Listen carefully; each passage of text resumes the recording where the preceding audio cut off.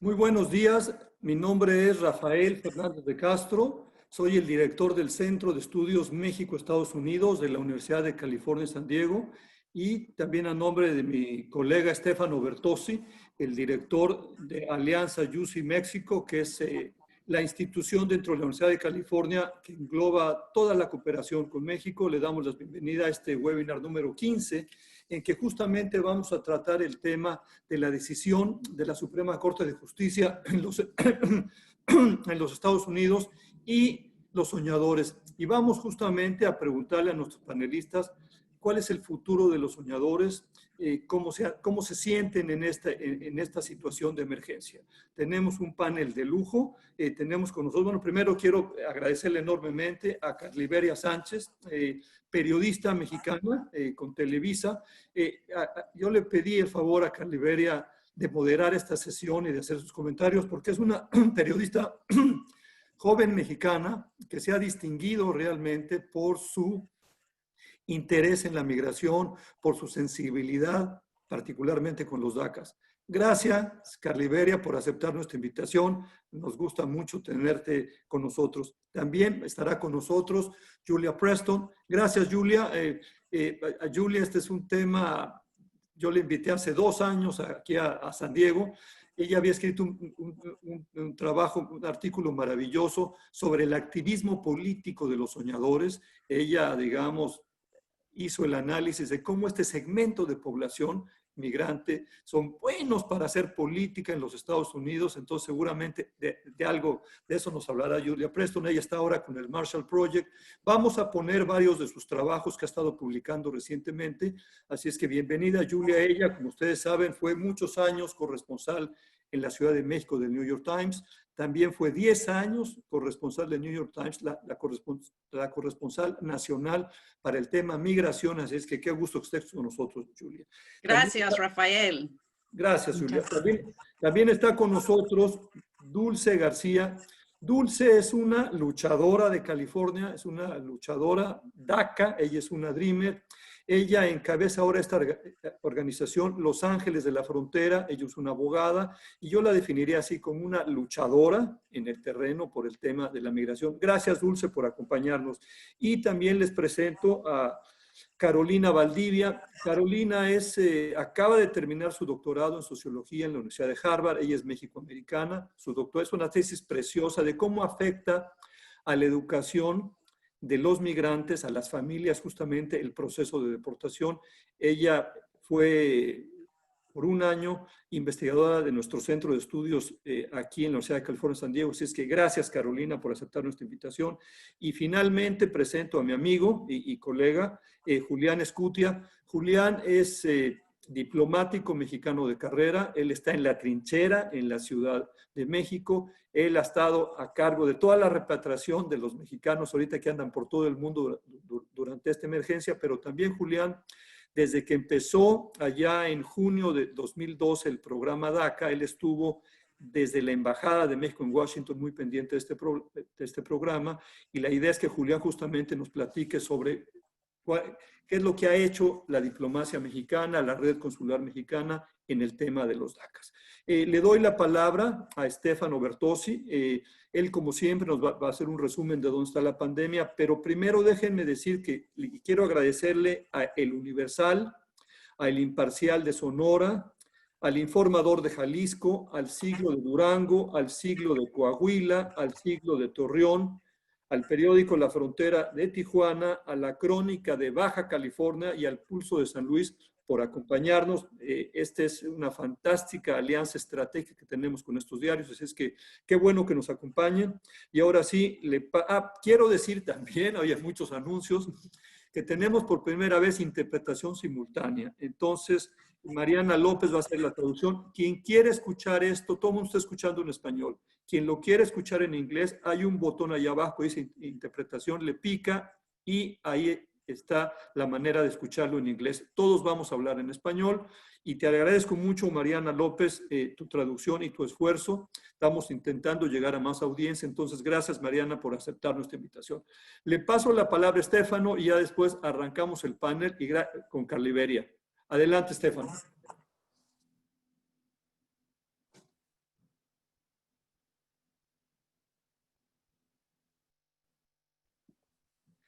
En lo que empieza a hablar Estefano, les quiero mencionar a todos los participantes que hay un botón ahí de preguntas y respuestas. Por favor, mándenos sus preguntas ahí. Queremos que sea este diálogo muy interactivo. Se trata de justamente de interactuar. Entonces, algunos de nuestros panelistas van a estar contestando por escrito las preguntas y también seguramente Caliberia dará muchas preguntas a nuestros panelistas. Adelante, Estefano. Muchas gracias, Rafael. And in English, what Rafael just said, for those of you who want to listen in English, there's a button at the bottom of your screen on the right-hand side that says interpretation. You can choose English there and listen to our interpreter. Entonces, les voy a decir unas pocas cosas sobre la pandemia de COVID y la situación actual. Aquí se pueden ver una gráfica. Esta gráfica no son casos totales, son casos por millón de habitantes, es decir, que están ajustados por el tamaño del país. Y se puede ver aquí que Canadá, Alemania, Italia ya bajaron mucho, a pesar de que en los últimos días se están subiendo la pandemia también en Europa, no todavía en Canadá. México sigue una línea bastante recta de crecimiento, Brasil también, y Estados Unidos en los últimos días ya tiene una tendencia, estaba más o menos plana aquí y ya está subiendo mucho en Estados Unidos también.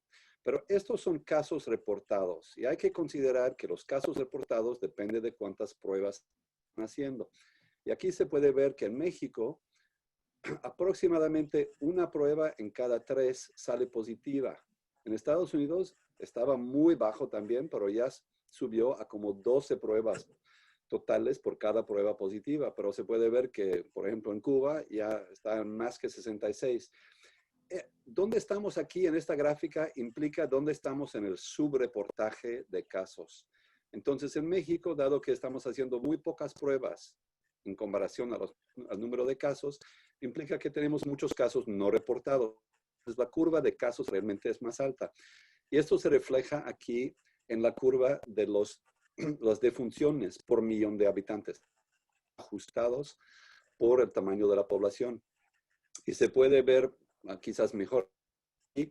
Esta misma gráfica, nada más con México y Estados Unidos un poco más grande. Recuérdense que en los últimos días los casos están subiendo en Estados Unidos. Todavía no se refleja en la mortalidad porque la mortalidad viene 2, 3, 4 semanas después del caso.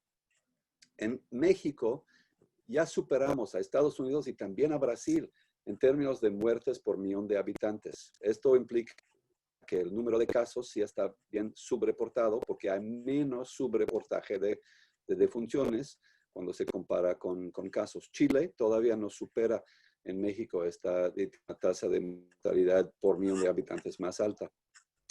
Nada más para recordar a todos que cuando vemos el número para un país en su totalidad, no refleja el hecho de que hay miles de epidemias locales que son muy diferentes uno del otro. En el noreste de Estados Unidos estamos más o menos en azul con la tendencia hacia abajo, pero en Florida, en Texas, en todo el sur de Estados Unidos, incluso en muchas partes de California, la epidemia está creciendo, no bajando. En México también no tenemos aquí el mapa al nivel de municipio, pero se puede ver, en cada estado se puede ver aquí en Baja California a nivel de municipio, en el resto del país la heterogeneidad al nivel del estado. Y nada más para recordar, porque vamos a hablar ahorita de DACA, que en Estados Unidos el impacto de la pandemia es muy diferente dependiendo de qué grupo étnico estamos hablando. El grupo más afectado, está aquí en verde, es el grupo de afroamericanos. Los latinos están atrás con los que vienen de las islas en el Pacífico y todos más que blancos y asiáticos. La población indígena, aquí arriba, menos, pero en algunas partes del país están muy afectados. Entonces, esto también no refleja la heterogeneidad que existe adentro de cada uno de estos grupos. Y una gran diferencia entre la población latina tiene que ver con la diferencia en la distribución por edad en estas dos poblaciones.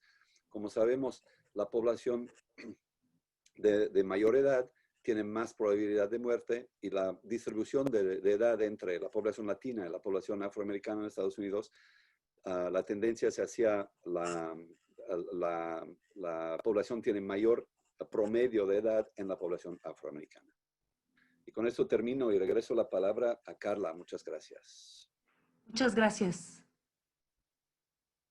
Gracias, Estefano. Muy interesante, muy interesante. Ustedes pueden volver a consultar las cifras presentadas por el doctor Bertozzi cuando repitamos este webinar. Les recordamos que pueden conectarse a hacer sus comentarios en las redes del Universal, en las redes del Informador de Jalisco, en las redes de todos los periódicos aliados y en las redes del Centro para Estudios México-Estados Unidos de la Universidad de California en San Diego. Muchas gracias al doctor Rafael Fernández de Castro por permitirme moderar esta mesa y vamos a comenzar.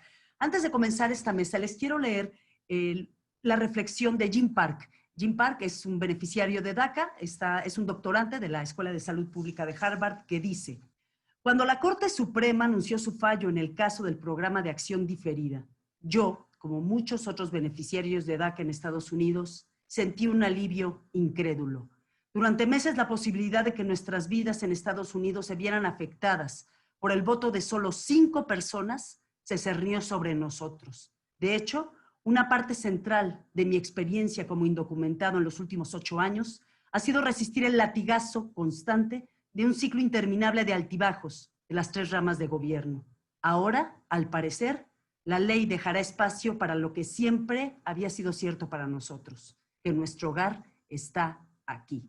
Y esta mesa es dedicada a los receptores de DACA, a sus padres, a quienes han sido deportados y a los que podemos exigir política pública para que ellos sigan en Estados Unidos. Gracias por continuar con nosotros. Vamos a comenzar preguntándole a una admiradísima reportera, Julia Preston. Fíjense que ella acaba de escribir 2 artículos en The Marshall Project. Uno se llama The True Cost of Deportation, donde hace un análisis puntual del impacto económico y emocional de la deportación en las familias de un lado y otro de la frontera.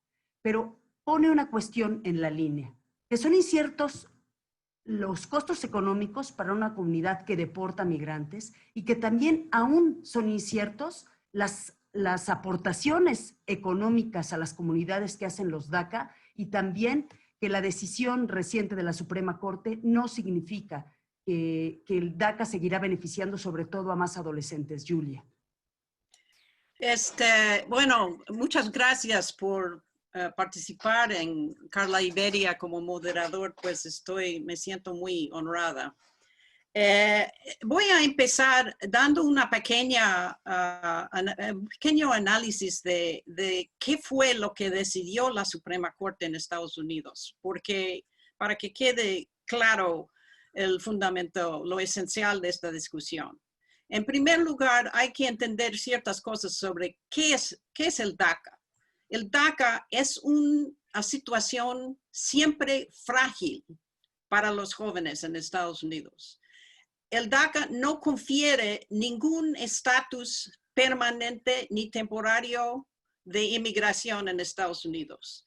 El DACA es solamente una decisión de las autoridades de postergar la deportación, y confiere 2 cosas que son sumamente importantes en este país: un número de seguro social y un permiso de trabajo legal por 2 años que se puede renovar.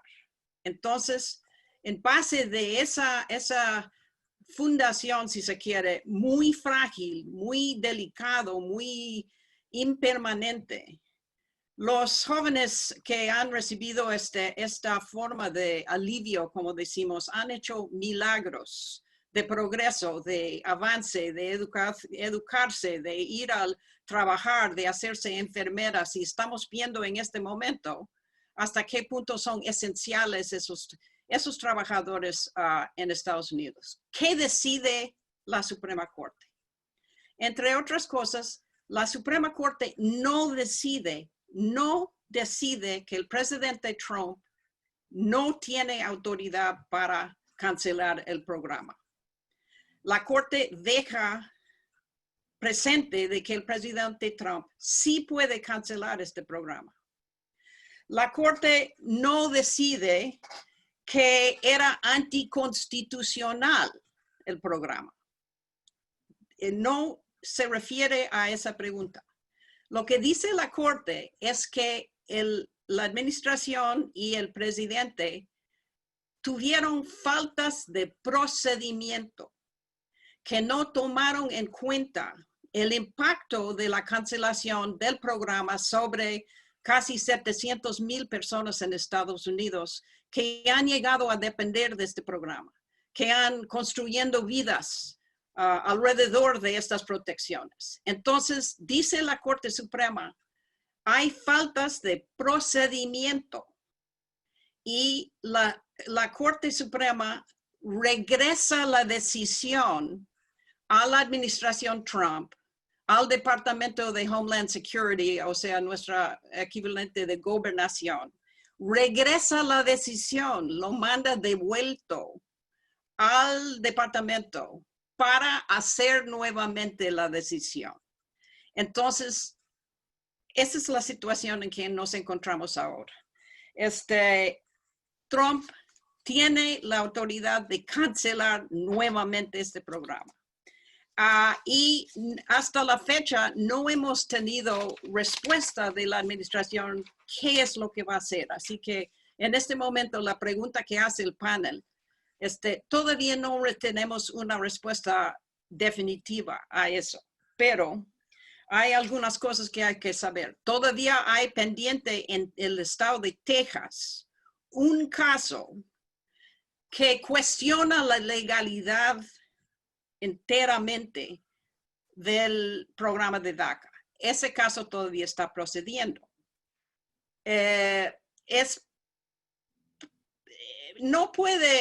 probable que no puede llegar a cancelar el programa, pero puede crear complicaciones, digamos. Los oficiales de la administración han reiterado su opinión de que este programa es ilegal, es anticonstitucional. O sea, aunque no han anunciado qué es lo que van a hacer, han reiterado en números, innumerables instancias que la administración y el presidente creen que el programa es ilegal.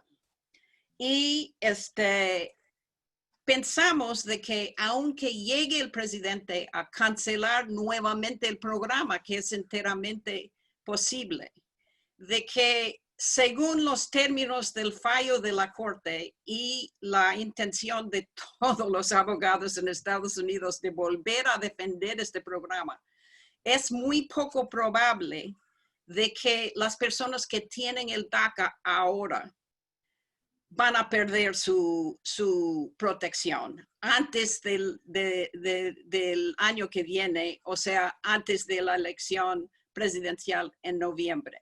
Sin embargo, hay un grupo de jóvenes muy importante que hay que tomar en consideración.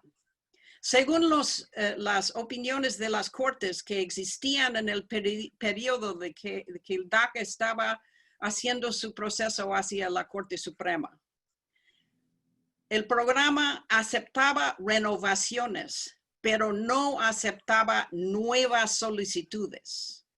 A estas fechas tenemos 66, por lo menos 66,000, un número grande, 66,000 jóvenes en Estados Unidos que no habían cumplido los 15 años en septiembre de 2017 cuando se canceló el programa.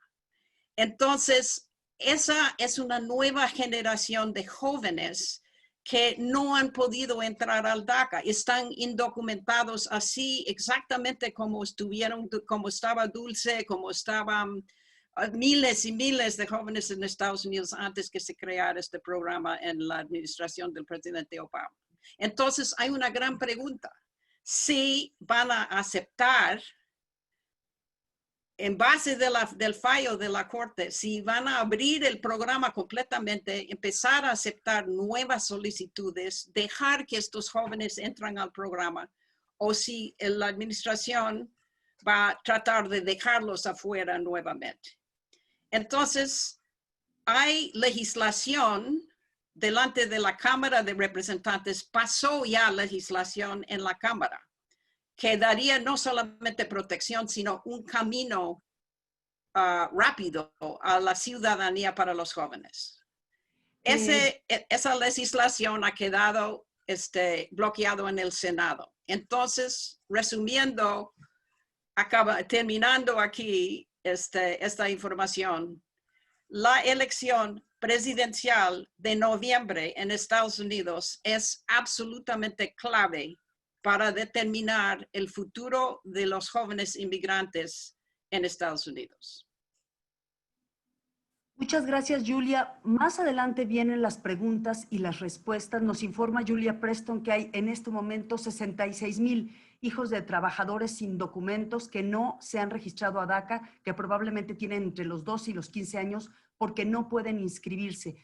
Más adelante habrá preguntas, pero sí es pertinente preguntarte, Julia, o preguntarle.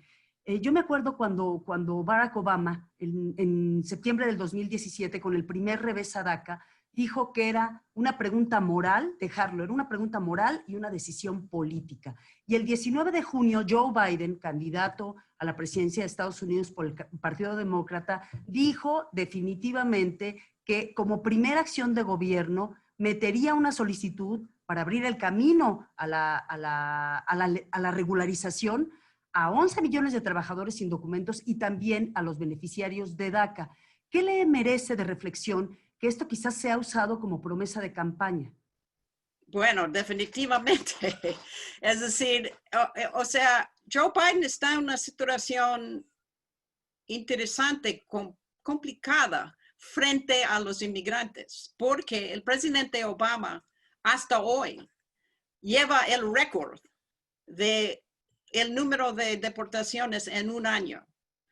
O sea, aún el presidente Trump, con todo su sentimiento anti-inmigrante, no ha pasado el récord que estableció el presidente Obama con su vicepresidente Joe Biden en cuanto a las deportaciones. Entonces, existe todavía un escepticismo en la comunidad latina sobre la candidatura de Joe Biden, y los latinos votaron. O sea, votaron en grandes números en la primaria por Bernie Sanders. O sea, era claro en el proceso de la primaria de que Joe Biden no estaba atrayendo el gran apoyo de la comunidad latina. Entonces, y Biden además se ha tomado su tiempo en reconocer esta historia. Entonces, ahí yo creo que él va a tener que hacer un trabajo de convencer a muchos, sobre todo los jóvenes latinos, de que vale la pena no solamente votar por él, porque yo creo que eso va a quedar, o sea, cuando las elecciones entre el presidente Trump y Joe Biden, yo creo que eso no es difícil, pero la cuestión es que si van a movilizar a otras personas, o sea, si van a ser activos como estuvieron estaban para la campaña de Bernie Sanders. Entonces, pues es una cosa que hay que ver. Pero ya se ve de que Joe Biden ya está un poco respondiendo y esperamos aprendiendo su lección. Muchas gracias, Julia. Puede leer los artículos de Julia Preston en The Marshall Project. Julia Preston es ganadora del premio María Morse Cabot, del John F. Kennedy y nada menos que del Pulitzer. Gracias, Julia, y en un momento volvemos contigo o con usted, que yo te hablo de usted. No, pues, por favor. Aquí estamos entre amigos.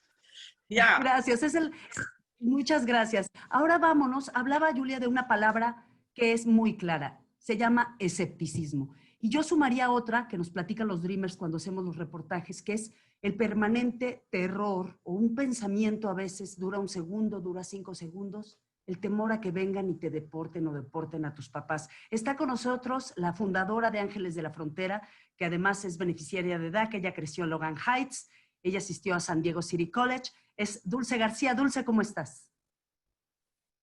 Hola, muy buenos días. Gracias por la invitación. Gracias, Dulce. Pues háblame de estas dos palabras. Háblame de escepticismo, háblame del temor en las noches a la deportación y también háblame de cómo se fortalece la comunidad DACA con el activismo. Sí, gracias. Bueno, creo que nuestras historias han tenido mucho impacto en este movimiento, ¿no? Y en la decisión de la Corte Suprema que acaba de escribir ahorita Julia. Yo soy mexicana, yo nací en Cuernavaca, Morelos. Me vine a este país con mi familia en el 87. Entonces yo ya tengo aquí muchísimos años siendo parte de esta comunidad en la que ya mencionaste, Logan Heights, que está aquí en la frontera en San Diego. Sí hay una gran población de mexicanos americanos, pero aún así sufrimos bastante racismo y incertidumbre, en particular los que no tenemos documentos. Yo cuando crecí y vengo de un lugar muy humilde, entonces sufrimos muchísimo al constantemente ser víctimas de explotación laboral, no habiendo recursos. La verdad que como ser inmigrante, como muchos que llegamos a este país, tenemos un tiempo muy difícil, especialmente al inicio, al llegar a este país sin nada más que nuestras familias. Recuerdo haber dormido en bastantes ocasiones en la camioneta de mi padre porque nos quedábamos sin casa. Aquí, este seguro social que menciona Julia en este país es todo. Con ese seguro social te identificas, puedes demostrar tu crédito, puedes obtener una casa para rentar, puedes obtener un crédito para comprar casa, para rentar un lugar. O sea, es la manera como las personas miran tu valor, ¿no? En vez de tienen un número asociado a tu seguro social que indica si eres una persona responsable o no. Cuando uno no tiene ese documento y nos sentimos como que estamos en las sombras, sin anunciar al mundo que aquí estamos, pero todo el mundo sabe que aquí estamos. Yo me acuerdo en la escuela, en alguna ocasión, hasta negué ser mexicana nada más por todo el lenguaje que se utilizaba alrededor de nuestra comunidad, ¿no? Y todo el mundo queriendo decir, no, yo nací aquí. Entonces, a consecuencia de todo esto que vivimos, también nos damos cuenta de lo fuerte que somos, ¿no? De que nosotros venimos de padres y de familias que son muy fuertes. Este movimiento y la razón por qué se ganó DACA no fue porque el presidente Obama amaneció un día y dijo voy a proteger a estos muchachos, no. Fue un movimiento, fue años de organización y pelea. Muchos estudiantes estaban arriesgando todo, arriesgando ser deportados, arriesgando que su educación terminara, muchachos en el colegio que se estaban encadenando a las oficinas de los congresistas, protestando en las calles, arriesgando ser arrestados y deportados sin ninguna protección de que los mantenga aquí. Y cuando yo estaba en la escuela de leyes, es cuando se anunció este programa de DACA como un compromiso. No fue lo que se estaba buscando era una reforma migratoria.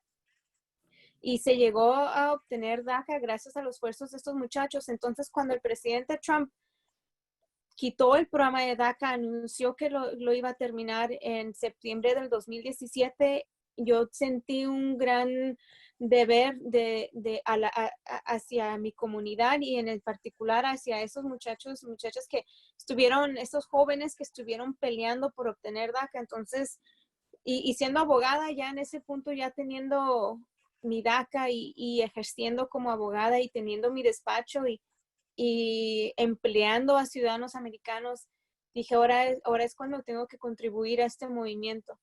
Y demandamos al presidente. Y nunca me imaginé creciendo pobre y que al demandar al presidente algún día es el presidente más poderoso del mundo y aún así le ganamos, ¿no? Entonces ahorita estamos en modo de celebración, pero a la misma vez con mucha cautela porque sabemos que aquí no se acaba, sabemos que el presidente sigue amenazando a nuestra comunidad, sigue con la intención de deportarnos, no solamente a los que somos recipientes de DACA, sino a toda la comunidad migrante. Desde el primer día dijo, Jeff Sessions, que todos los que no, estamos en este país sin documentos deberíamos de tener miedo, y la realidad es de que sí lo hemos tenido. Con esta presidencia se ha incrementado aún más el pánico, especialmente aquí en la frontera, porque en esta frontera tenemos no solamente la presencia de ICE, que es la agencia que deporta personas, sino también de la patrulla fronteriza, que según tiene el poder sobre 100 millas de la frontera de cuestionar a cualquier persona de su estatus migratorio, pero lo hace en nuestras comunidades. Entonces, este miedo de siempre estar viendo si hay un oficial de la patrulla fronteriza o si me arrestan, que me vayan a entregar a inmigración, siempre es constante. Y los últimos años, al saber que DACA posiblemente terminaría, ha habido mucha ansiedad.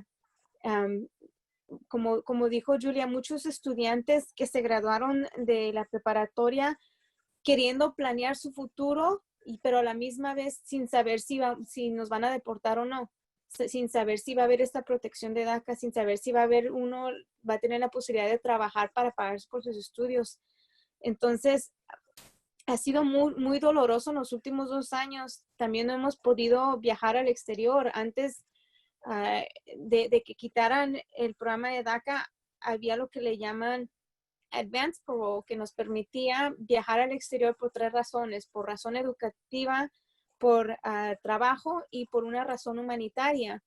Una de las razones humanitarias, por ejemplo, si tu abuelo se está muriendo al exterior y no puede uno ahora ya verlos. Entonces, en los últimos 2 años hemos tenido que ver funerales por medio de Skype, por medio del internet, si es que hay, porque en unos lugares se nos han ido familiares que no tienen ni siquiera acceso a internet. Entonces, ha sido mucho dolor lo que ha visto nuestra comunidad a consecuencia de este presidente. Y hemos ido al Congreso. Personalmente, yo he tenido conversaciones con demócratas y republicanos viendo cómo proteger al programa DACA, cómo proteger a estos jóvenes, y nos dicen, bueno, se echan la bolita uno al otro, ¿no? Pero últimamente sabemos que si el presidente estuviera de acuerdo con protegernos ahorita, ya lo hubiera hecho y no hubiera quitado el programa de la manera que lo hizo, porque ha causado bastante dolor. Entonces, mientras tengamos a este Senado, mientras tengamos a este presidente, no van a cambiar las cosas. No solamente está en peligro el programa de DACA, sino no vamos a tener una reforma migratoria tampoco. Y últimamente, lo decimos constantemente, nosotros los que tenemos DACA preferimos no tenerlo, preferimos hasta ser deportados a que vengan detrás de nuestros padres también. Y entonces eso es lo que se nos ha propuesto hasta el día de hoy como negociación, decir, bueno, protegemos a los estudiantes, a los jóvenes, pero entonces vamos detrás de sus padres. Les vamos a cortar la manera a ellos de poder arreglar algún día, o vamos a traer al muro, que sabemos que lo único que ha causado ha sido dolor y muerte aquí en la frontera. Y este presidente es chistoso porque él sí pudo traer a los papás de su esposa por medio de un programa que él le dice que es Chain Migration, pero que nosotros le referimos a reunificación familiar. Pero nadie más quiere que tome ventaja de este programa. Entonces, ¿cómo es que tú sí puedes traer a tus suegros y ya nadie más puede traer a sus familiares? Entonces, eso es lo que está ahorita en la mesa, ¿no? Que este presidente sí ha dicho, voy a proteger a los que tienen DACA, pero a consecuencia van a tener que sufrir su comunidad, va a tener que sufrir sus familias. Y nosotros decimos que no, porque ya hemos visto bastante sufrimiento y creo que ya estamos en un punto donde lo que exigimos es moralmente lo que se debe otorgar. Muy aparte de las leyes, lo que nosotros necesitamos es protección para todos, incluyendo los que se quedaron fuera del programa de DACA, como mi hermano. Yo cuando crucé la línea, yo me estaba agarrando de una mano a mi mamá y la otra con mi hermano mayor. Y mi hermano mayor se quedó fuera del programa de DACA por meses, porque uno de los requisitos es de que al tener 31 años ya no calificabas por DACA. Entonces él se quedó fuera de DACA por meses, que acaba de cumplir años en agosto. Entonces él me ha visto a mí continuar con DACA y tener esta seguridad de que por lo menos el día de hoy no soy deportable. pero él no. Y entonces mis padres y mi hermano son los que tengo presentes siempre cuando estamos hablando sobre una solución al programa de DACA. Muchas gracias, gracias Dulce. Dulce nos narra, ojalá que sigan conectándose a las redes del Universal, que sigan escribiéndonos al Centro de Estudios México, Estados Unidos de la Universidad de California en San Diego. Dulce nos habla de una especie de extorsión política, es decir, te protejo a ti, pero sé quiénes son tus padres y dónde viven. Y si te desprotejo a ti, entonces te deporto a ti. Miren qué grave circunstancia. En My Undocumented Life, gracias Dulce, y ojalá que escriban sus preguntas a Dulce en las plataformas. Vámonos a My Undocumented Life. Es una plataforma nacional en línea, he estado leyendo, que brinda información y brinda ayuda y habla de todos estos temas, de exclusión legal, de exclusión comunitaria, de exclusión del sistema de salud, de todas estas historias de personas que tienen 18 años y nunca han visitado un dentista por temor a que les pidan un dato. Y agradezco muchísimo que saludar a Carolina Valdivia. Ella es becaria postdoctoral de UC en Los Ángeles, doctora por la Universidad de Harvard y ha codirigido el proyecto Undocu Research. ¿Cómo estás, Carolina? Muy bien, gracias. Gracias por la invitación. Y siempre es emocionante hablar con personas tan jóvenes y con ideas tan buenas y que provocan tanto impacto. Carolina, pues ahí está. La palabra que quedó al final es, pues eres sujeto no solo de una acción política, de una amenaza política, sino de una coerción política. ¿Me cuentas los efectos psicológicos y psiquiátricos en una familia, por ejemplo, en la que hay beneficiarios de DACA, no hay padres en temor de deportación? Sí, sí, claro. Y muchas gracias de nuevo por la invitación y también gracias a Julia y Dulce por todo lo que han compartido. Es muy, muy importante.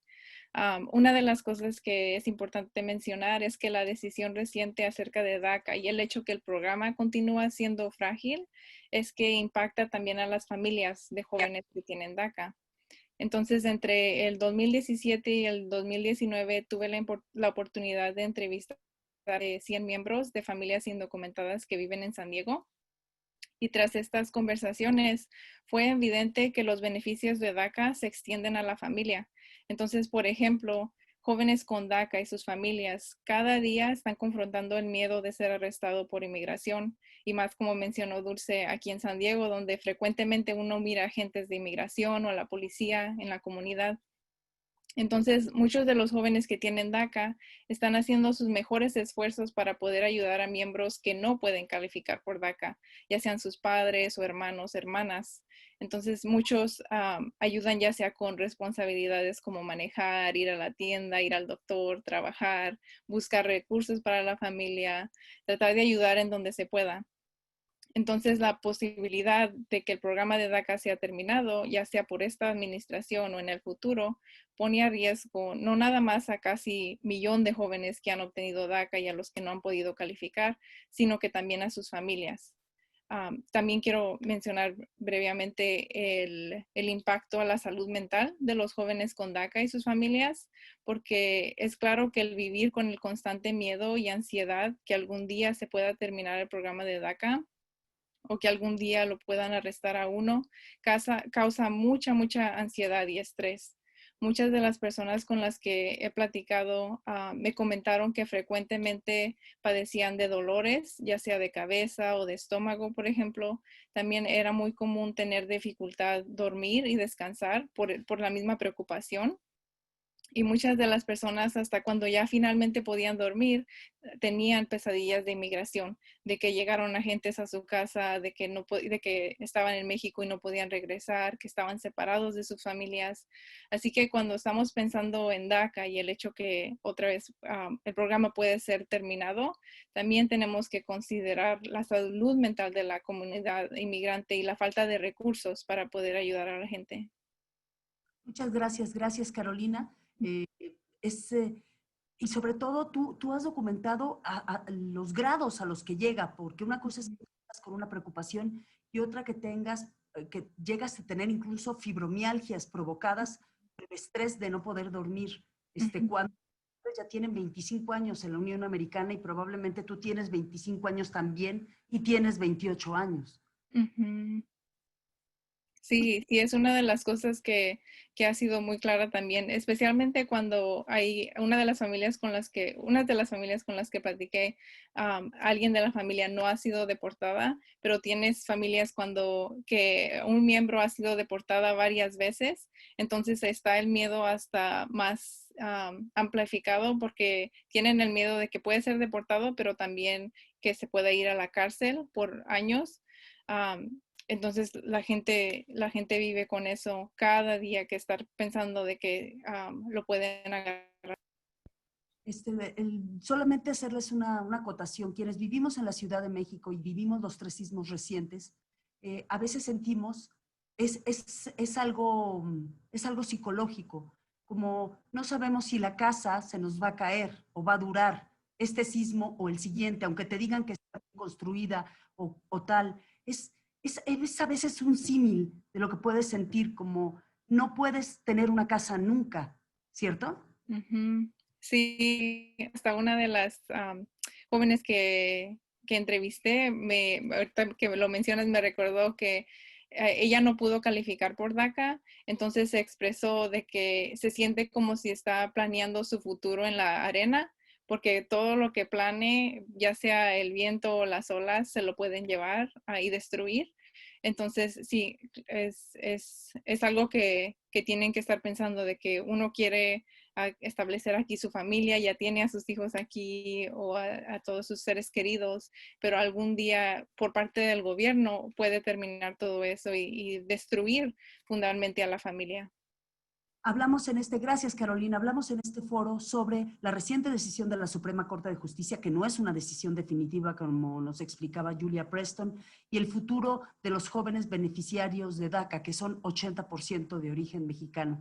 Gracias Carolina. Agradecemos que están cientos de personas conectadas a esta transmisión en el Centro de Estudios México-Estados Unidos de la Universidad de San Diego, en el Facebook del Universal. Escríbanos, ya hay muchas preguntas que en este momento les vamos a preguntar a nuestros participantes. Agradezco también pues, que una alta autoridad de la Cancillería mexicana esté con nosotros.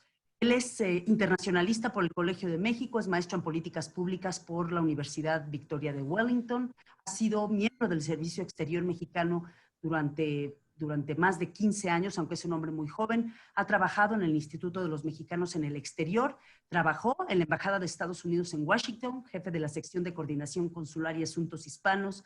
Él tiene conocimiento de prácticamente los 50 consulados en la Unión Americana y ahora es encargado de protección a mexicanos en el exterior. Así nada más es su hoja curricular del maestro Julián Escutia. Julián, gracias por conectarte. Muchas gracias por la presentación, Carla Iberia, y gracias a Rafael Fernández de Castro y Stefano Bertozzi por la invitación y por organizar este muy oportuno webinar. Yo lo que quiero compartir son varios puntos. Número uno, es mi total reconocimiento a los jóvenes DACA, a los Dreamers y a sus familias.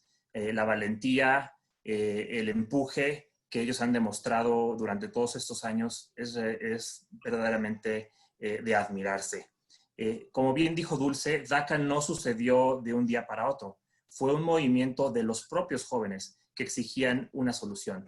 La solución ideal siempre ha sido un Dream Act, de ahí el nombre de los Dreamers, que es una ley que lleve a la regularización migratoria y un camino a la ciudadanía. Pero bueno, en 2012 hubo varios movimientos muy intensos de jóvenes, incluso un grupo de jóvenes de Florida hicieron una caminata desde Miami hasta Washington para exigir una solución. Así es que con DACA se han protegido alrededor de 800,000 jóvenes, la mayoría de ellos mexicanos. Más de 500,000 de mexicanos actualmente tienen la protección de este programa. Y con mucho orgullo y todo mi reconocimiento para todos los cónsules, todos los colegas que trabajan en los consulados que han ayudado a estos jóvenes, porque muchas veces olvidamos que todos estos jóvenes mexicanos pasaron por un consulado de México, todos recibieron una identificación. Ahorita en las preguntas y respuestas del chat de este foro, preguntan si hay apátridas o si hay jóvenes que no fueron registrados. Afortunadamente en el caso de México no, porque cambiamos nuestras reglas y los jóvenes mexicanos, si no fueron registrados en México, los podemos registrar en un consulado. Así es que DACA realmente transformó nuestra práctica consular. Nuestros servicios son más integrales a partir de DACA. Nos enfocamos en la familia como un ente completo, porque vienen a los consulados papá quizás indocumentado, mamá a lo mejor ciudadana, residente permanente, y los niños a lo mejor nacidos en México y alguno nacido en Estados Unidos. Para todos ellos tenemos algo que ofrecer. Para los jóvenes DACA hemos invertido, porque no es un gasto, es una inversión, más de $2 millones en los jóvenes más desfavorecidos económicamente para que puedan presentar su solicitud de inicio o de renovación. Desafortunadamente, ahorita no hay de inicio, pero las renovaciones estamos a todo vapor. Desde que el gobierno actual de Estados Unidos decidió rescindir el memorándum que implementó DACA, estamos en una campaña permanente de apoyo para que todos los jóvenes mexicanos que puedan renovar su DACA lo hagan. En el marco de la pandemia, lo estamos haciendo de manera virtual. Realmente contamos con aliados en todo Estados Unidos que apoyan de diferentes formas a los jóvenes. Hay métodos que llaman screening, de un diagnóstico migratorio en línea. Hay muchas de estas herramientas, nosotros las usamos. También tenemos nuestros propios abogados, más de 300 abogados contratados del Gobierno de México que están a disposición de todos los jóvenes y sus familias. Yo también quisiera hacer un reconocimiento especial a todos los jóvenes que no se han podido acoger al programa y algunos que también por edad pudieron haberlo hecho, pero no pudieron porque no pueden ir a la escuela, porque tienen que trabajar o porque a lo mejor cometieron algún error, algún delito menor, alguna falta, alguna, digamos, locura de juventud. Y esos jóvenes no pudieron acogerse al programa. Entonces estamos hablando de un universo de 11 millones de mexicanos, más o menos la mitad de ellos indocumentados, que ellos siempre van a ser la prioridad de México. La población más vulnerable. Siempre están en nuestra mente y nuestros consulados, aún con pandemia, están abiertos para asistirlos a todos. Disculpe, maestro Scutia, le quiero hacer dos preguntas porque usted sí tiene la data muy fresca. Uno, ¿qué cálculo tienen ustedes de jóvenes beneficiarios de DACA que en este momento quedaron solos en la Unión Americana y cuyos padres fueron deportados? Y dos, la cantidad de adolescentes o niños que pues estarían en edad de ser beneficiarios, pero no pueden por estas cosas que nos platicaba Julia, que también son hijos de padres deportados, con uno o ambos padres deportados. Como bien saben muchos de ustedes, los cálculos de la población indocumentada son muy difíciles de hacer. Realmente todos nos apoyamos en los estudios del Pew Research Center, del Migration Policy Institute. No tenemos datos exactos de esta situación, sobre todo de las deportaciones, porque al momento de una deportación no sabemos qué pasa con la familia, porque no necesariamente esas situaciones se reportan ni a los consulados ni al Instituto Nacional de Migración, que son los que registran los ingresos al país. Sabemos que miles de mexicanos, sin duda, se podrían beneficiar actualmente de una solicitud inicial de DACA. Dulce habló de 65,000. Yo creo que es una cifra acertada. Y la mayoría de ellos son mexicanos. Muchas gracias. Y por otro lado está la circunstancia de el padre o la madre son deportados, pero vuelven o intentan reingresar al país nuevamente, ¿no? Sí, la migración es un fenómeno social muy interesante que a veces no respeta fronteras. La migración entre México y Estados Unidos es de larga data y sabemos que las familias siempre van a buscar formas de estar juntos. Por supuesto, nosotros siempre sugerimos que la migración se lleve a cabo de forma regular, ordenada y segura. Una última pregunta al maestro Julián Scutia, director general de Protección de Mexicanos en el Exterior. Estamos en una transmisión especial en coordinación con la Universidad de San Diego. Solo preguntarle, ¿es pertinente, no evaluable, útil crear dentro de la Cancillería una oficina especial que atendiera específicamente casos de DACA y casos de niños y adolescentes mexicanos en estado de migración? La verdad es que los la dirección que yo encabezo, la Dirección General de Protección, nos dedicamos prácticamente todo el tiempo a la población indocumentada en Estados Unidos, porque es el 98% de la población mexicana fuera de nuestro país. Así es que nosotros nos dedicamos de tiempo completo a ellos. Y en los consulados tenemos la red consular más grande que tiene un país en otro país, son 50 consulados. Todos los consulados tienen un departamento de protección y el departamento de protección en su gran mayoría se dedica al tema migratorio.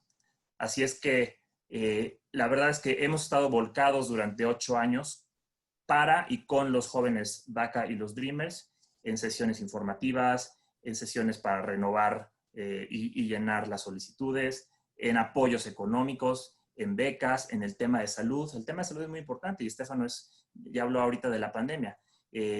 Es muy importante que todos los migrantes sepan las opciones que tienen sin importar su estatus migratorio.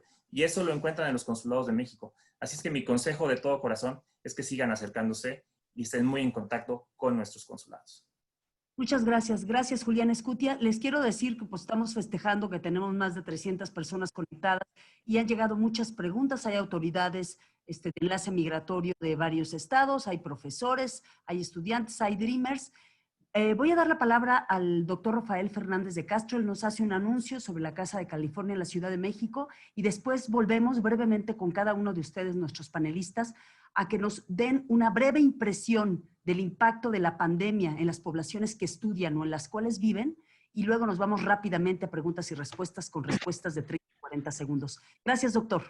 Al contrario, Carla, muchas gracias y qué fantástico escucharte moderar. Estefano y yo estamos tomando nota porque qué bárbaro, ha sido una clase de moderación maravillosa. Mira, yo lo que quería sobre todo compartir es que a mí me entusiasma mucho el tema de los DACAs. Yo la primera vez que conocí un DACA fue en el año 2007. Estaba, no DACA, digamos un soñador, porque no había DACA todavía. Estaba yo dando clases en la Universidad de Harvard y de repente a un joven, Paris Salgado, ya puedo decir su nombre, le sugerí en clase, oye, sería bueno que fueras a hacer un internship a México, un tipo muy brillante, para que mejores tu español. Como a las 3 horas subió a mi oficina y me dijo, profesor, ya yo llorando, yo no puedo ir a México, no tengo documentos. Entonces yo no tenía idea, digamos, que un joven en la Universidad de Harvard pues, no tuviera documentos. Y él, digamos, con DACA, literalmente floreció. Ahora estudió leyes en la Universidad de California en Irvine y ahora trabaja en un despacho muy importante de Los Ángeles y ahora él mismo tiene una práctica, digamos, que no cobra y ayuda a muchos migrantes. Entonces, aquí el profesor de la Universidad de California en San Diego, Tom Wong, mi colega del Departamento de Ciencia Política, ha hecho muchos estudios. Básicamente, Caliberia, lo que te quiero decir es que los soñadores florecieron, así lo pondría yo, gracias al DACA. En cuanto les dieron permiso, ve a Dulce García. Ella es una gran abogada. Entonces, este florecimiento es fantástico. Por ejemplo, digamos, fíjate qué dato tan interesante tiene Tom. Ya con DACA, el salario de los soñadores se incrementó en 86%.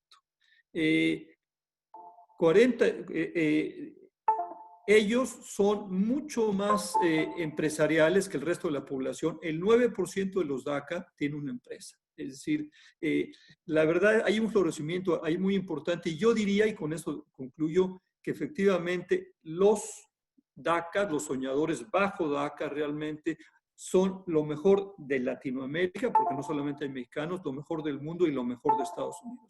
Son jóvenes que han aprendido a luchar, que conocen la legislación de Estados Unidos, que conocen la manera de moverse políticamente, saben cómo cabildear. Y la verdad de las cosas es que es un segmento de población fascinante que hay que seguirlo, porque es el más activo dentro justamente de la población migrante políticamente hablando.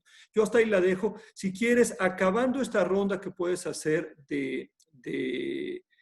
para que los panelistas nos platiquen de cómo ven las cosas justamente ahora en el estado de emergencia, le damos la palabra a Ale Brown Gork, el director de la Casa California, porque quiere presentarnos un segmento de un programa que está haciendo la Universidad de California, específicamente la Casa California en México, pero puede ser, si te parece bien, después de una respuesta de todos nuestros panelistas sobre el tema de la emergencia. Así que te paso la palabra nuevamente. Muchas gracias, doctor. Ayer conversaba con uno de los líderes de la coalición inmigrante en Illinois y él me presentó un estudio y hablando de su experiencia local, él hablaba de más o menos unos 180,000 niños y adolescentes que no están inscritos a ciudadanos de los Estados Unidos, que no están inscritos en el sistema de salud porque los padres tienen temor de que por inscribir al hijo pues ellos sean localizados. Me gustaría con este tema de base que me platicaran cada uno desde su experiencia el impacto de la pandemia del COVID en tratamiento, en confinamiento y en su economía. Julia, usted primero. Bueno, yo nada más notaría, o sea, como se notó al principio del webinar, la pandemia en Estados Unidos está afectando y realmente matando en disproporción a la comunidad afroamericana y también al pueblo latino. A pesar de eso, el Congreso de Estados Unidos en la primera ronda de ayuda económica que dio a casi todo el pueblo en Estados Unidos, excluyó no solamente a los inmigrantes indocumentados, sino también a sus familiares. Así que un americano que había presentado su declaración de impuestos y en conjunto con una pareja o un hijo que no tuviera ese número de seguro social así tan crucial, tan importante en Estados Unidos. Entonces, ese americano no podía recibir ninguna ayuda. Se castigó no solamente a los inmigrantes indocumentados, que son mayormente latinos, sino que también a toda su familia, sus hijos, sus esposos, o sea, así esta administración, ese es el nivel digamos, de hostilidad que tiene la administración y el Partido Republicano, que fue importante en hacer que esta legislación de ayuda sea aprobada tan rápido al principio de la pandemia aquí en Estados Unidos. Gracias, Julia. Vámonos con Dulce García de Ángeles de la Frontera. ¿Me puedes platicar, Dulce, si has percibido que ha habido más o menos cruces en una población prácticamente a pie de frontera? ¿Y qué debaten los Dreamers en sus foros sobre el impacto de la pandemia? Me vas a disculpar, Carla, se cortó un poquito. ¿Qué discuten en los foros de Dreamers? ¿Me escuchas? Sí. Sobre el impacto de la pandemia y qué estás observando en la línea fronteriza sobre los cruces. Oh, sí. Bueno, hay 30,000 recipientes de DACA que se estiman participan ahorita en combatir lo que es esta pandemia mundial aquí en Estados Unidos, ¿no? Entonces, aún sin tener papeles, sin tener documentación, solamente con recibiendo la protección de deportación de DACA, tenemos doctores, enfermeros, equipo de emergencias, 30,000 recipientes de DACA que están participando de esta manera. Pero como se mencionaba anteriormente, nosotros vivimos aquí años sin ver a un doctor por miedo, ¿no? O sufrimos de mala nutrición o abuso laboral o desempleo. Entonces, nosotros estamos sintiendo esta pandemia extremadamente difícil. Hemos escuchado de casos en New Jersey, en Nueva Jersey, donde la gente ha ido a tomarse pruebas del COVID, salen positivo y luego son entregados a inmigración y deportados, lo cual es alarmante en nuestra comunidad, porque ahorita es cuando estamos exigiéndole a la comunidad que se tomen estas pruebas, que vayan a un médico. Sin embargo, tienen este doble miedo, el miedo de ser deportado y el miedo de tener estos gastos médicos que no se pueden pagar. Y entonces, a consecuencia de eso, muchas personas que aunque saben que están enfermas del COVID, se aguantan y no van a un doctor.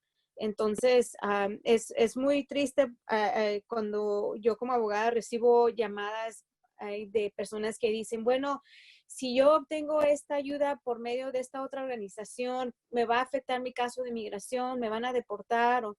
Y gente como mis padres que nunca, no tienen ni habilidad de poder ajustar su estatus, que no pueden arreglar su situación migratoria y aún así tienen miedo de que les vaya a afectar su caso de inmigración, aunque no tienen una manera de arreglar papeles. Entonces, esto es a consecuencia de las constantes amenazas de este presidente. Este presidente constantemente ataca nuestra comunidad de inmigración como cambiando las reglas para lo que se considera un cargo público para poder ajustar tu estatus, por ejemplo.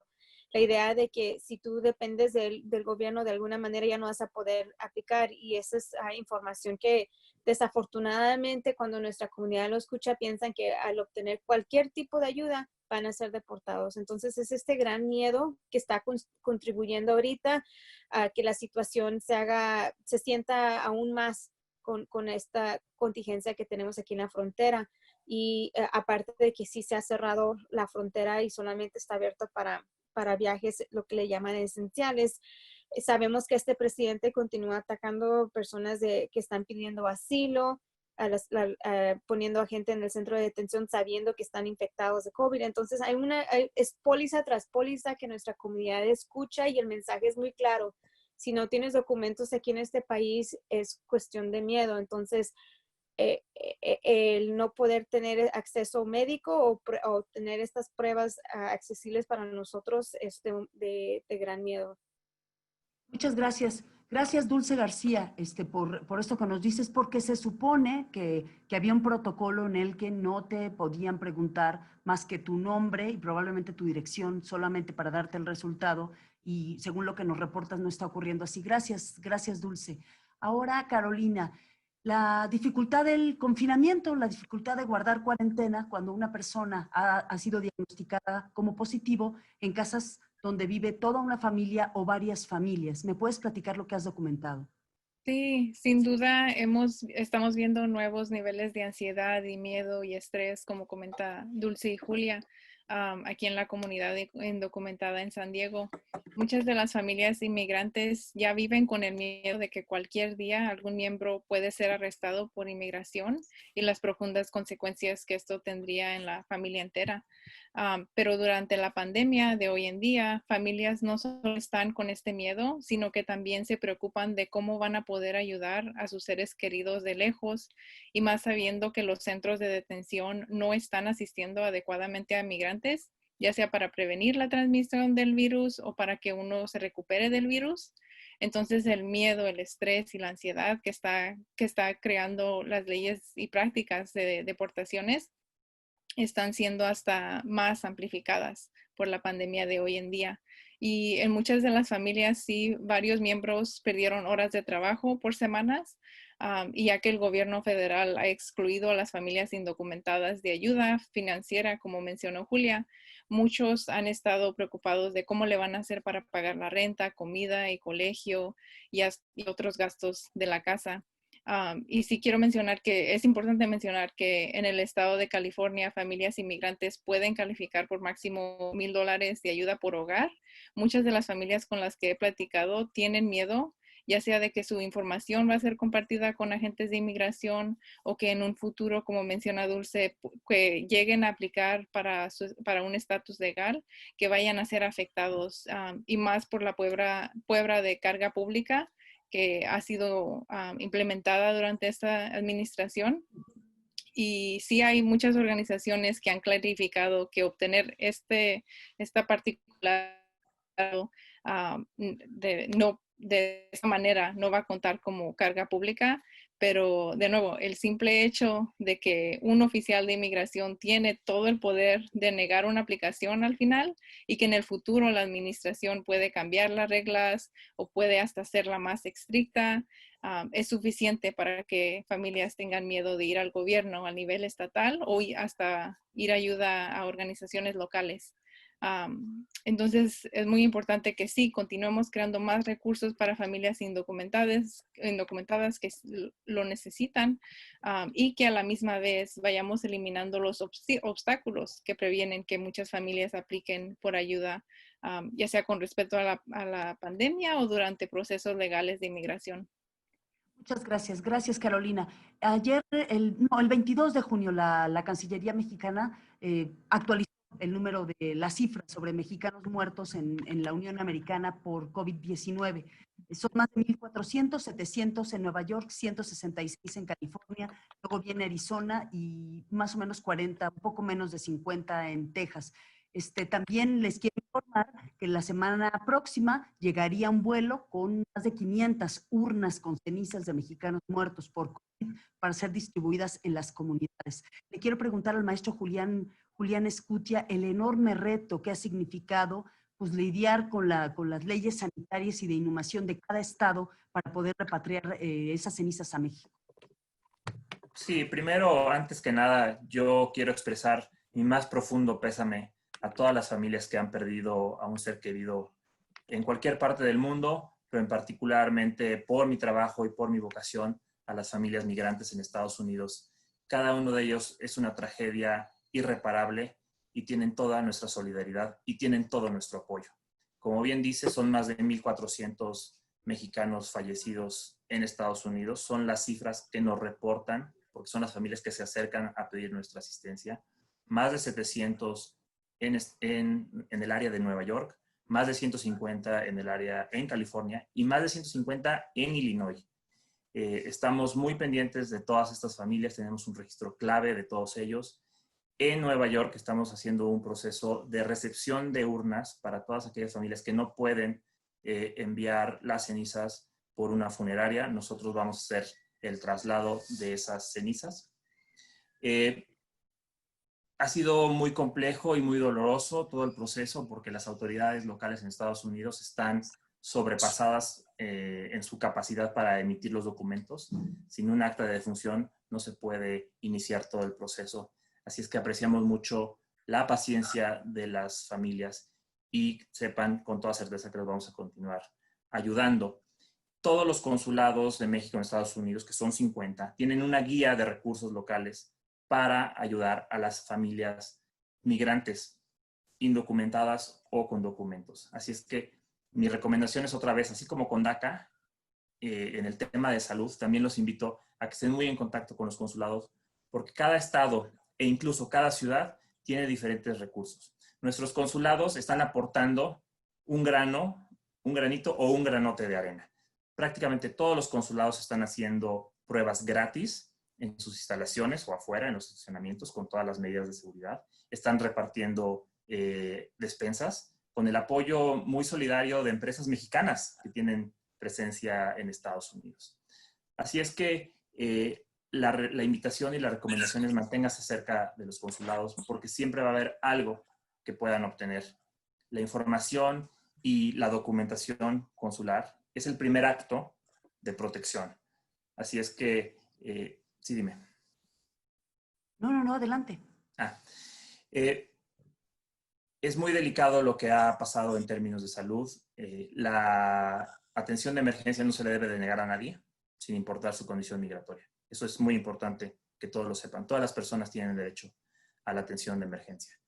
Y si necesitan cuidados preventivos, nuestras ventanillas de salud que están en los consulados de México pueden ayudar. Y hablando específicamente del programa, de lo que usted nos comentaba, ¿ha recibido, y le quito un minuto, algún reporte, por ejemplo, de migrantes sin documentos o beneficiario de DACA que haya sido puesto en línea de espera por su condición migratoria? No exactamente por condición migratoria, pero sin duda han habido problemas. Pero para todas las personas, sobre todo en el área de Nueva York, porque ahí fue el epicentro de la epidemia y la capacidad hospitalaria llegó a tope. Entonces sí hubo quejas y todos los casos los fuimos solucionando uno por uno. Muchas gracias, maestro Escutia. Ahora sí le doy la palabra al doctor Fernández. Nos quedan unos minutitos en este webinar. Volvemos a las preguntas y respuestas. Les pido respuestas de 30 segundos, 40 segundos. Adelante, doctor. Gracias, Carla Iberia. Yo simplemente quería decir, presento a Ale Brown Gore, pero también quería decir que estamos llevamos 15 webinars. Cuando Estefano y yo empezamos con esto, la verdad, pues había mucha incertidumbre, pero la incertidumbre sigue aquí, Carla Iberia. Si uno ve la portada hoy del periódico The New York Times, Es terrible cómo uno ve que la pandemia está creciendo enormemente, sobre todo en el sureste de los en el sureste de los Estados Unidos, en el sur de Estados Unidos. Entonces, vamos a seguir aquí. Quiero comentarle a todos los participantes que la próxima semana vamos a dedicar nuestro webinar al tema de salud mental. Es un tema muy complicado durante la pandemia. Es un tema que le ha pegado durísimo a los migrantes, pero en general le ha pegado, digamos, nos ha pegado a todos. Entonces, vamos a tratar este tema que me parece de la mayor importancia y vamos a seguir con estos webinars. Nos parece que es una muy buena manera de tener una comunicación entre mexicanos y estadounidenses y por eso tenemos estas mezclas, digamos, de panelistas de ambos lados de la frontera. Ale, por favor, tienes ahora sí que un minuto para hacer tu presentación y luego caemos con las preguntas y respuestas, que ya hay muchísimas. Muchísimas gracias, Rafael. Bueno, me tomo 1 minuto y medio, que es lo que dura este webinar. Yo soy Allen Brown Gord, soy el director de la Casa de la Universidad de California en México, que es parte de la Alianza UCMX. Y solo para informarles acerca de un proyecto de acción social que hemos lanzado para la comunidad UC México. ¿Cuál es la comunidad UC México? Obviamente nuestros exalumnos, pero también nuestros amigos, colaboradores. Si ustedes se sienten parte, los invitamos a formar parte de esto. Les mando un video rápidamente y...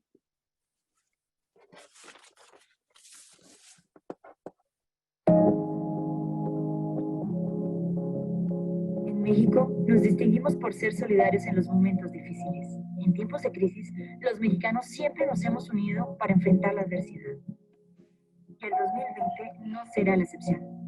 Así que la comunidad de la Universidad de California en México, en conjunto con Alianza UCMX, ha lanzado Hoy por Ti, una iniciativa social para actuar en favor de las y los mexicanos afectados por la pandemia de COVID-19. Hoy por ti, que te quedaste sin trabajo. Hoy por ti, que no tienes opción de quedarte en casa. Hoy por ti, que te esfuerzas cada día para sacar adelante tu pequeño negocio. Hoy por ti, que sigues trabajando por la sociedad mexicana.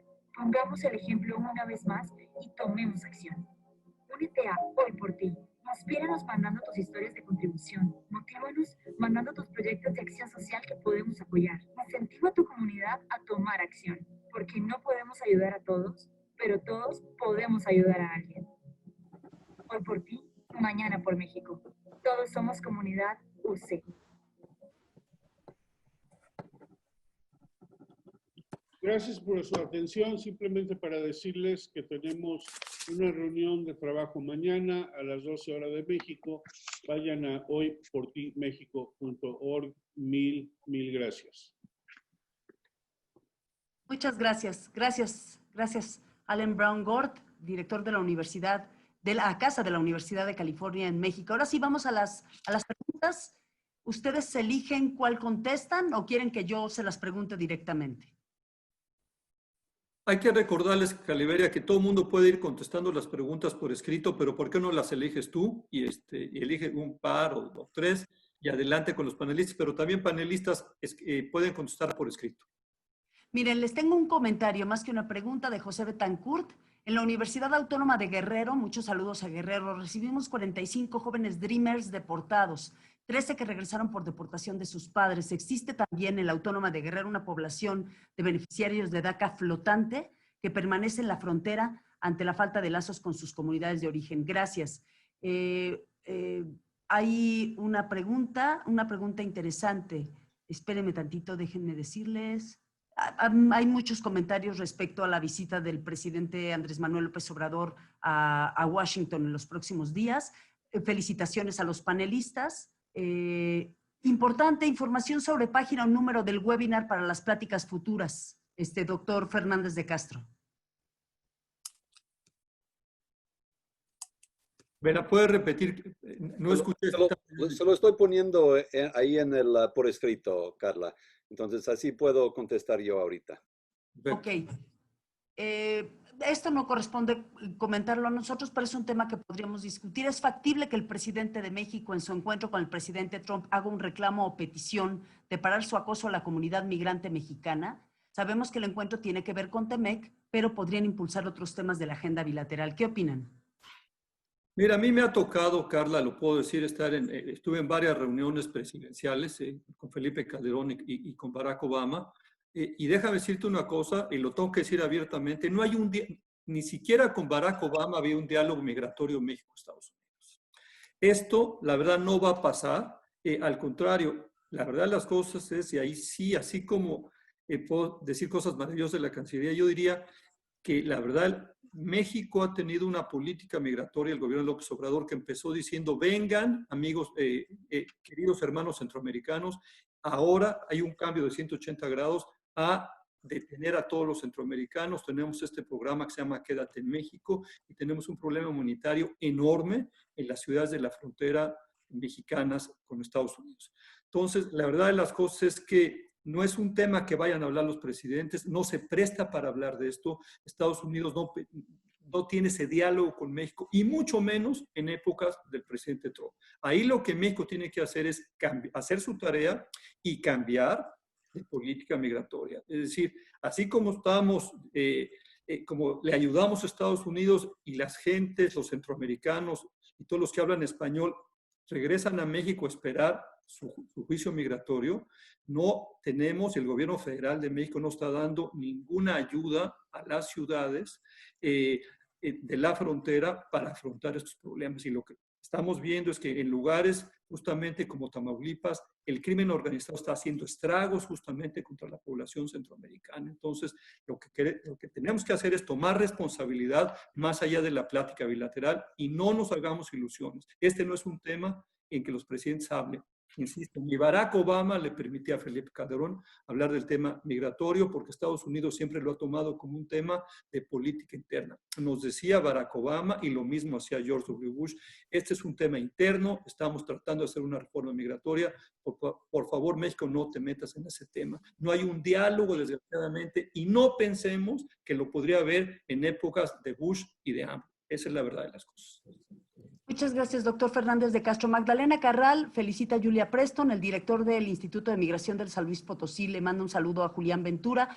Pregunta para Dulce y Carolina. Recuerden que nos quedan 6 minutos, así que respuestas cortas. ¿Los jóvenes de DACA se interesan por la situación política en México? ¿Votan en las elecciones presidenciales de México a distancia? ¿Nos comparte su experiencia ambas?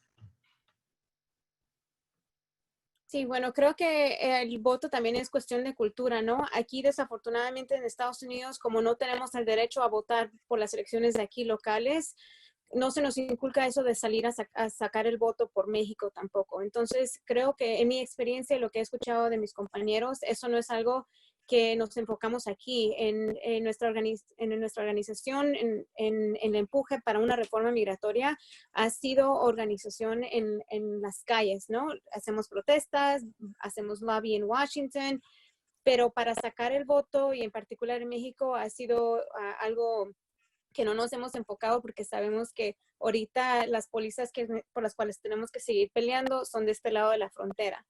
Pero sí sabemos que lo que pasa y lo que ocurre en México también nos afecta aquí, en particular en San Diego, por ejemplo, nosotros con Border Angels, Ángeles de la Frontera, vamos a estos albergues que ahorita tienen más de 15,000 personas pidiendo asilo en Tijuana y sabemos que este gobierno mexicano se ha convertido en otra extensión más para la máquina de deportación de Trump, ¿no? Entonces ha sido, en vez de un aliado, ha sido otra parte de una manera más que Trump ha podido expandir su agenda antimigratoria, pero del lado de México. Y ha sido también causa de mucho dolor que hemos visto aquí en la frontera. Entonces, también añadiendo lo que acaba de decir el profesor, si nosotros queremos hacer un cambio, también tenemos que hacerlo en México, porque no vivimos aislados. Aquí en particular en la frontera es una ciudad fronteriza muy conectada con Tijuana, ¿no? Es una región que se mira como en un solo. No se mira como San Diego, un muro y Tijuana, sino como una región y comunidad en su totalidad. Entonces, lo que ocurre en México sí nos impacta de este lado de la frontera. Y ahorita en este preciso momento estamos viendo lo que se le llama un levantamiento civil en Estados Unidos. Y entonces cuando recibimos esta noticia de DACA, también sabemos que están ocurriendo otras cosas en este país que tienen que ver con el movimiento de las vidas negras que las vidas negras importan, ¿no? Y entonces creo que todo eso es una combinación de nuestros esfuerzos de organización, pero no ha sido para sacar el voto en México, desafortunadamente. Muchas gracias, Dulce. Carolina, ¿cuál es tu experiencia con el interés de la comunidad a la que tú perteneces y de la comunidad migrante que estudias? Sí, estoy de acuerdo con Dulce. Es mucho de lo que he visto yo también. Lo que puedo añadir es de que a pesar de no enfocarse en el voto en México, muchas de las otras formas en las que los han estado involucrados es ya sea tratando de movilizar el voto aquí en los Estados Unidos por los ciudadanos que sí pueden votar, o que la gente se pueda ser contada en el censo, aunque sean indocumentadas, o también compartiendo recursos, facilitando conversaciones entre familias o la comunidad, ya sea en los Estados Unidos o México, y esas conversaciones son durante las dificultades que están pasando las familias, pero también qué podemos hacer como comunidad juntos para ayudarnos. Muchas gracias. Gracias, Carolina. Aquí hay una pregunta, es que no tienen signo, pero a Julián Escutia. La Cancillería tiene considerado retomar el programa especial de migración generado entre el gobierno y organizaciones de la sociedad civil en 2014. Es un instrumento muy bueno que considera visiones de la migración: origen, destino, tránsito y retorno. Gracias. Yo quisiera decir muy puntualmente mi responsabilidad, que es la protección de los mexicanos en el exterior. Es una altísima prioridad del gobierno de México y del presidente Andrés Manuel López Obrador. Si ustedes escuchan las conferencias que él da en las mañanas, muchas veces se refiere a esto. El canciller también, el subsecretario para América del Norte, Jesús Seade, también. Así es que no hay duda de que la protección a los mexicanos en el exterior es una altísima prioridad. En el caso que me preguntas específico, era un programa de la Secretaría de Gobernación, unos fondos estatales para el apoyo a las comunidades fronterizas que reciben migrantes. Se suspendió por cuestiones presupuestales, pero se han ido canalizando otro tipo de apoyos para lograr satisfacer algunas de las necesidades. Por ejemplo, tenemos activo programas de repatriación al interior vía aérea para que las personas retornadas se acerquen vengan a la Ciudad de México o a otros destinos y después por autobús puedan llegar a sus comunidades de origen. Realmente la migración entre México y Estados Unidos ha cambiado radicalmente. Es mucho más baja que hace 10, 15 o 20 años, pero en todo momento procuramos su mayor seguridad y bienestar. Y hubo una pregunta que ya respondí, pero quisiera nada más hacerla relevante, que es el tema de la documentación consular. Hablaban de que si jóvenes pueden ser apátridas o no tener un acta de nacimiento, pueden registrarse en los consulados. Nosotros hacemos todos los esfuerzos necesarios para que tengan todos sus documentos mexicanos en orden y puedan así navegar el tema de su integración en Estados Unidos. Y también nosotros, desde los consulados, promovemos la educación cívica, porque no importa dónde estén, deben de participar. Y el censo en este año es fundamental para la comunidad hispana y mexicana en su conjunto. Por eso nosotros estamos apoyando con todo la campaña del censo 2020.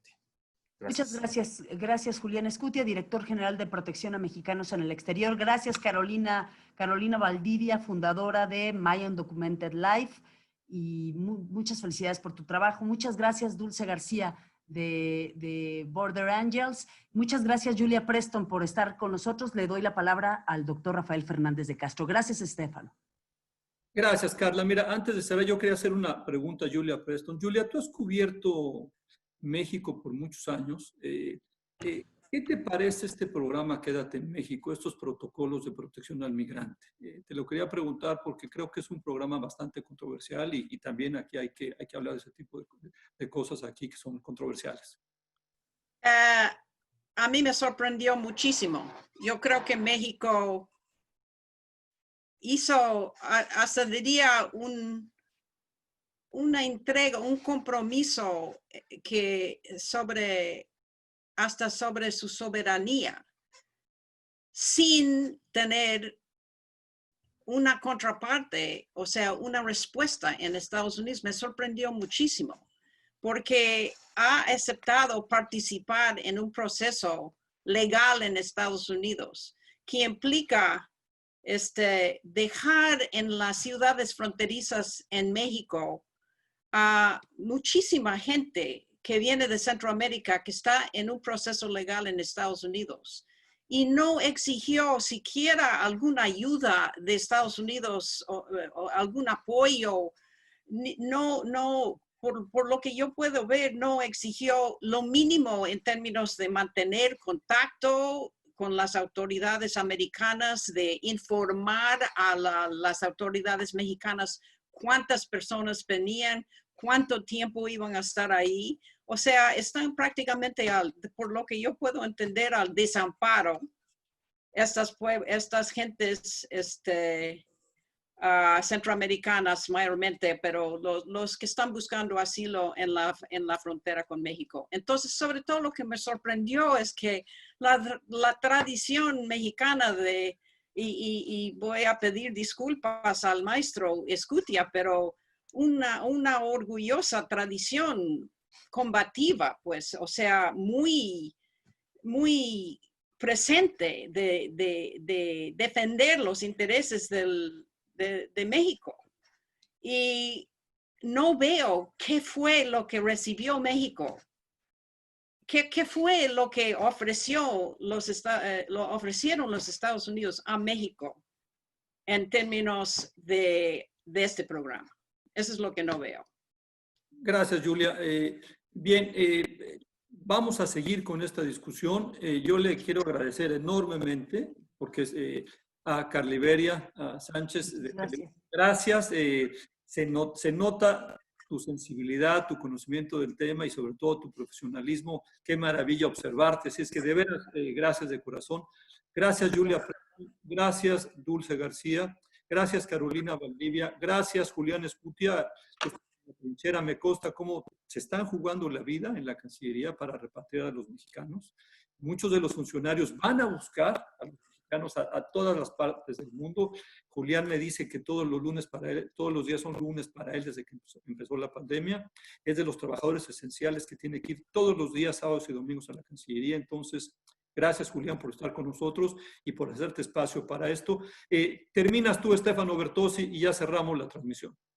Gracias a todos y todas. Nada más recordándoles que la semana próxima vamos a tener otro webinar a la misma hora. El tema es salud mental y COVID. Vamos a contar con la doctora Marilena Medina Mora, la exdirectora del Instituto Nacional de Psiquiatría en la Ciudad de México, y también con el profesor Adrián Aguilera de la Universidad de California en Berkeley, un psicólogo que trabaja con migrantes y la población latina en California, y otros panelistas. Entonces, les esperamos en una semana. Muchas gracias a todos y todas escuchándonos y también participando como panelistas. Hasta luego.